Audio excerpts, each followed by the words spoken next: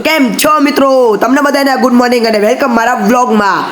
તો આ છે મારો ભાઈ આજે બહુ ખુશ છે કેમ કે બે બનાવવાના છે ભેળ। તો ભેળ માટે આપણે સૌથી પહેલા ડુંગળી કાપી લઈએ।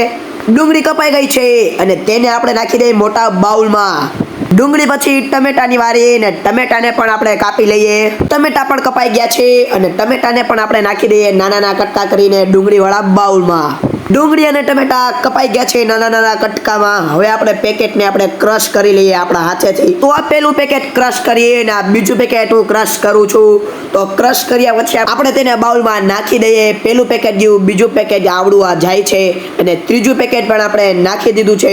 તો ત્રણેય પેકેટ નાખીને આપણે એમાં લીંબુ નાખીએ અને લીંબુ નાખ્યા પછી આપણે ફૂલ સ્પીડમાં એને મિક્સ કરીએ। તો આપણી મસ્ત ભેળ રેડી થઈ ગઈ છે અને આપણી પાસે છે એની સાથે પેપ્સી।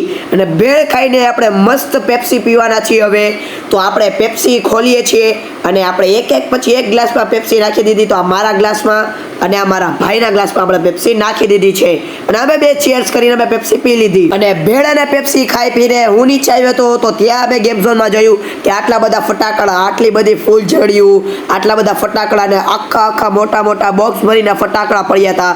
પછી અમે ગયા તો અમને ખબર પડી કે આ ગણેશ ચતુર્થીના છેલ્લા દિવસ માટે અને દિવાળી માટે છે।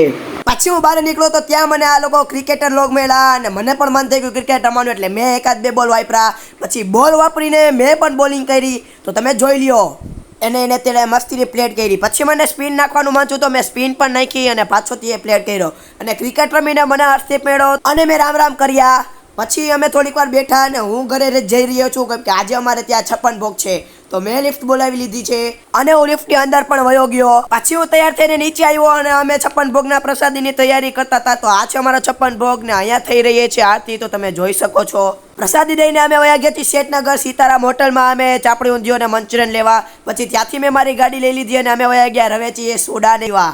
એના પછી અમે કોર્ટની પાછળવાળા રસ્તે વયા ગયા। તો તમે કોર્ટનો નજીકનો વ્યૂ જોઈ શકો છો। કે છે આ છે મારો ભાઈબંધ પાર્થ। અને પછી અમે ઘરે પહોંચી ગયા અને અમે ફૂટબોલ રમતા હતા થોડીક વાર। અને આપણે આજનો વ્લોગ અહીંયા સુધી જ રાખીએ અને તમે કમેન્ટમાં જણાવી દેજો કે તમને કેવો લાગ્યો છે વ્લોગ। ત્યાં સુધી Tata bye bye, C you.